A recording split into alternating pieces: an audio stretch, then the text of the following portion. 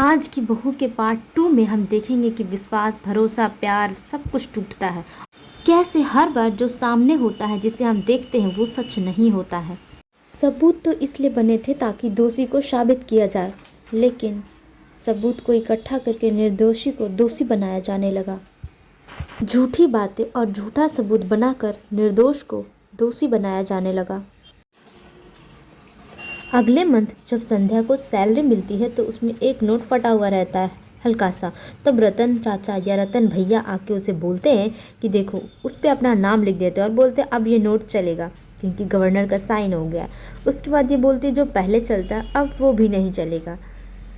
उसके बाद इसके डेस्क फ़ोन रिंग होता है, ये कॉल उठाती है तो इसके बॉस उसे अंदर बुलाते हैं और बोलते हैं तुम्हारे भाई के लिए एक जॉब मिल गई है और इसे कार्ड अपने भाई को देना।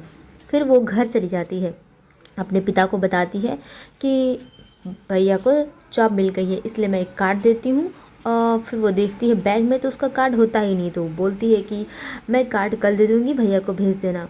और ये रही आज की सैलरी। तुरंत बाद फिर से वरुण वहाँ पे आ जाता है। तब संध्या के पिता बोलते हैं कि बेड के नीचे पैसा रखा हुआ है और तुम उसे ले लो। फिर वो पैसा ले लेता है। उसके बाद वो जाने लगता है तो उसके पिता बोलते हैं कि रुको, सर्दियाँ आने वाली है और तुम उसे ज़मीन पर मत सुलाना, बेड पे जगह दे देना कोने में। तो बोलता है आपने बेड दहेज में दी थी, ये गोल्ड डिगर इंसान है। जज का बेटा होने के बाद भी इतना भिखमंगा है कि लोगों से बेड मांगता फिर रहा है, सोचो।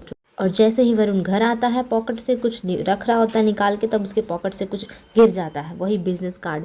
फिर वो उसको उठाकर देखती है, इसके सारे पैसे लेकर जाकर देखती है तो उसमें पता चलता है इसे कि वो फटा हुआ नोट इसके पास है।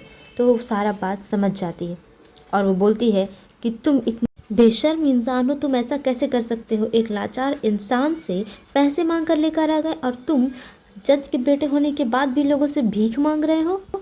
तुम इतना नीचे गिर सकते थे, मैं तो सोच भी नहीं सकती थी। इस तरह से उसे डांट रही होती है और वो गुस्से में आके उसे एक थप्पड़ जड़ने लगता है। तभी उसके बड़े भाई उसके आते हैं और उसे बोलते हैं कि तुम इसे हाथ मत उठाना वरना मैं तुम्हारा हाथ तोड़ दूंगा। फिर उसके पिताजी आते हैं, बोलते बाद में क्यों, अभी ही इसका हाथ तुम तोड़ दो ताकि ये हाथ किसी और के पास भीख मांगने के लिए ना जाए। नेक्स्ट सीन में दिखाया जाता है कि संध्या के पिता और भाई दोनों रात का डिनर कर रहे होते हैं और तभी घंटी बजती है, मतलब नॉक की आवाज़ आती है। तो ये जाते हैं तो दरवाज़ा खुलकर आते हैं तो देखते हैं संध्या। उसके बाद संध्या आती है और बोलती मैंने लोगों को कितना भला बुरा सुनाया और आप लोगों ने मुझे बताया नहीं कि वरुण ने पैसे लेकर चला गया। फिर दोनों से माफ़ी मांगती है और बोलती है कि पिताजी आपने ऐसा क्यों किया, आपने मुझे बताया क्यों नहीं। तब उसके पिता ने बोला कि वो बोला कि तुम्हें चैन से जीने नहीं देगा। वरुण बोलती ऐसे तो मैं बहुत चैन से जी रही हूँ। उसके बाद ये यहाँ पे बोलती है कि अगर तुम दारू की बोतल लेकर बेड पे जाओ तब भी मुझे कोई यकीन नहीं दिला सकता कि तुम दारू पीते हो, क्योंकि इसने उस समय कहा था कि मैं दारू पीने में, जुआ खेलने में पैसे उड़ा दिए इसीलिए। फिर संध्या पैसे वापस रख देती है और बोलती है ये लो बिजनेस कार्ड, तुम जाके सुबह मिल लेना उनसे, ठीक है। नेक्स्ट सीन में रतन भैया उठकर जाता है वरुण के पास और बोलता है कुछ। तब वो गुस्सा हो जाता है वरुण और बोलता है आप यहाँ से चले जाइए, मैं कुछ बात नहीं करना चाहता। और इस बात से वो नाराज़ हो जाता है, उदास हो जाता है और अपने सीट पे जाके बैठ जाता है। फिर संध्या आती है और बोलती है छोड़ो मेरे नसीब को, तुम क्यों ही अपनी टेंशन बना रहे हो, चलो हम लोग चाय पी कर आते हैं। फिर उसे चाय पीने के लिए ले जाने लगती है। फिर वो वहाँ से दोनों चले जाते हैं। उसके बाद उसके दोस्त, वरुण के दोस्त उसे कंपनी देने के लिए आते हैं और बोलते हैं चलो हम लोग मस्ती करके आते हैं, अपना मूड फ्रेश करके आते हैं। और उसे लेकर क्लब में चले जाते हैं दारू पीने के लिए सभी लोग। सोचो, थोड़ा सा मैनेजर नशे की हालत में वरुण घर आता है तो संध्या को बहुत बुरा लगता है। वो बोलती है घर में बड़े भैया हैं तो उन्हें सब बुरा लगेगा। तो ये बोलता है तो मैं क्या करूँ। फिर संध्या बोलती है घर में पियो। वो बोलता है नहीं मैं घर में नहीं पीऊँगा, बाहर पीऊँगा। फिर बोलती घर में पियो जब बाहर पियो, पैसे तो लगेंगे। बोला बाहर पीने पे दोस्त पैसे देंगे तो घर में पीने से पैसे कहाँ से आएंगे, तुमने तो सारे पैसे अपने पिताजी को दे दिए। वो बोलती है कि फिर भी मैं अपने पैसे से दारू लाकर तुम्हें दूंगी तब तुम घर में पियोगे। फिर इस बात के लिए वो राजी हो जाता है कि ठीक है तुम ला कर दोगी तो मैं पी लूँगा। निठल्ला इंसान, कमा रहा है, इसके पास कुछ है ही नहीं, गरीब। वैसे भी ये काम कुछ करता नहीं है, जब देखो तो पेन लेकर बैठा हुआ रहता है ऑफिस में, तो क्या ही इसको सैलरी मिलेगा। इसकी वाइफ को 2 मंथ की सैलरी मिल गई है लेकिन इससे अभी 1 भी मंथ की सैलरी नहीं मिल रही। कुछ काम ही नहीं करता है निठल्ला, न बाहर न घर पे, सिर्फ फालतू का पड़ा हुआ है ज़िंदगी में। उसके बाद वो शराब उसके लेकर आती है और उसके लिए गाना भी गाती है और फिर वो शराब पीता है, वो गाना सुनता है, बोलता है मुझे बिना गाने के तो मज़े नहीं आते। फिर बोलता है देखो शराब की बोतल तो ख़त्म हो गई। वो बोलती अगली बार मैं ऑफिस जाऊँगी कल सुबह तो मैं तुम्हारे लिए नया बोतल लेकर आऊँगी, ठीक है। और ये निठल्ला इंसान जाके उसे फंसा देता है कि नहीं, वो शराब पीती है, वो जा रही है मार्केट से बॉटल खरीदने, तो चलो मैं तुम्हें दिखाता हूँ। ये अपने पिता को बुलाता है और उसे दिखा देता है कि देखो ये शराब की दुकान से शराब खरीद रही है। इसका पिता इस बात को देखकर उसे बहुत बुरा लगता। उसके बाद घर में सब इसका इंतजार कर रहे होते, वो घर आती है। फिर इसका इतना अच्छा भाई है, बोलता है मैं बैग लूँ तुम्हारा। फिर वो बैग उठाता है, फिर चैन खोलने के लिए भी पूछता है कि मैं चैन खोलूँ। कितना अच्छे मैनर्स हैं ऐसे कभी कभी तो। उसके बाद उसका रियल का भाई आ जाता है और बोलता है कि कैसे हो तुम, मैं तुम्हारे लिए तोहफा लाया हूँ। तो सब उसे बताते हैं कि तुम्हारी बहन शराब पीती है, मुझे ये तो नहीं पता था। उसके बाद वो बोलता है कि देखो किसी के पर्स में शराब है इसका मतलब ये नहीं कि वो शराब पीता हो। मेरे पास मेरे पैकेट में साड़ी है इसका मतलब ये थोड़ी है कि मैं कभी कभी साड़ी पहन लेता हूँ। उसके बाद संध्या का जो बातें बोलती है वो इतनी घटिया गिरी हुई होती है कि मैं क्या ही बोलूँ। एक घटिया लड़की वैसे ही बातें बोलती है, मतलब उसका पति उसे चूर रहा है, पीट रहा है, मार रहा है, कोई उसे बचाने जाएगा तो वो उसे ही ब्लेम करेगी कि तुम मेरे पति को क्यों मारे। वैसे लोगों से एकदम दूर रहे। आपका फिजिकली मेंटली हर चीज़ बिगड़ सकता है, तो अपने स्वास्थ्य का ख्याल रखें और वैसे लोगों से दूरी बनाकर रखें, वरना ज़िंदगी झंड करनी है तो उनके नज़दीक रहा करें।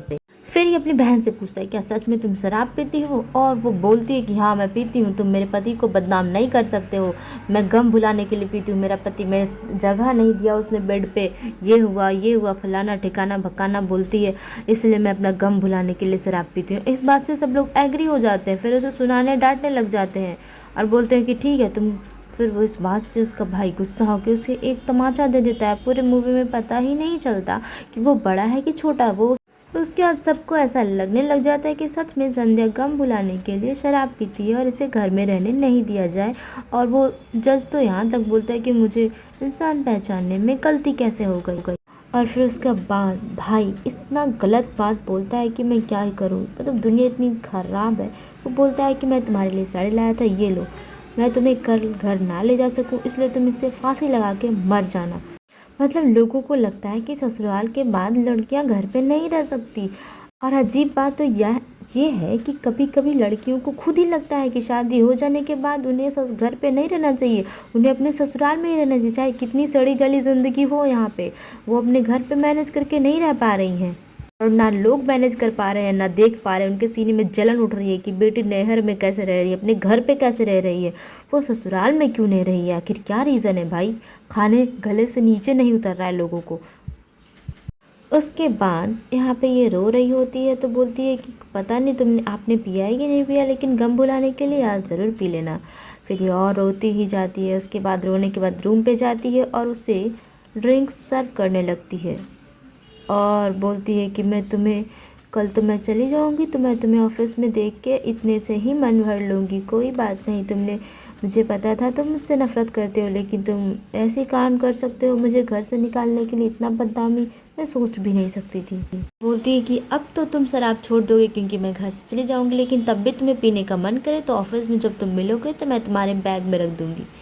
मतलब ये उसे मार देने के लिए सारी कोशिश कर रही है। भले ही इस बच्चे को लग रहा हो कि इसके लिए अच्छा काम है, लेकिन ये तो पूरे सपोर्ट में है कि तुम मरना चाहते हो, मैं तुम्हारी हेल्प करती हूँ हमेशा के लिए। उसके बाद इस बच्चे को बुरा आ जाता है, बुरा हो जाता है, इसे बुरा लगता है, ये उदास हो जाता है। फिर इस बच्ची के सपोर्ट में आ जाता है कि ठीक है ये बच्ची बहुत अच्छी है, इसके साथ मैं ज़िंदगी गुजार सकता हूँ, ये दिल की इसी भी बुरी नहीं है। और उससे उसी समय दरवाज़ा खटखट की आवाज़ आती है तो वो बोलता है जाओ बाहर दरवाज़ा खोलो। वो दरवाज़े खोल के देखता है तो भाभी रहती है उसकी वहाँ पे, मिठाई लेकर आती है, बोलती कल संध्या घर से जा रही है तो मैं मिठाई लेकर आई हूँ। फिर वो गुस्सा होता है, बोलता है अपनी गलती को दूसरे के सर मरने की पूरी कोशिश करता है ये कि आप तो भाभी माँ जैसी हैं तो आपने मुझे डांटा क्यों नहीं, उल्टा आपने मुझे सपोर्ट किया। भाई तुम ही जब गलत कर रहे थे तो दुनिया वाले तुम्हारे सपोर्ट ही करे या फिर नहीं सपोर्ट करे, उससे फ़र्क पड़ता ही नहीं है। अपनी आदतें सुधारो तुम पहले, फिर दूसरे के ऊपर कहानी मढ़ना। पति होकर उसका साथ नहीं दे रहे हो, पड़ोसी वाले भाभी भैया थोड़े ना साथ देंगे उसका। और देंगे भी तो क्या ही फ़र्क पड़ता है, तुम्हारी वजह से वो दोबारा घर से जा रही है।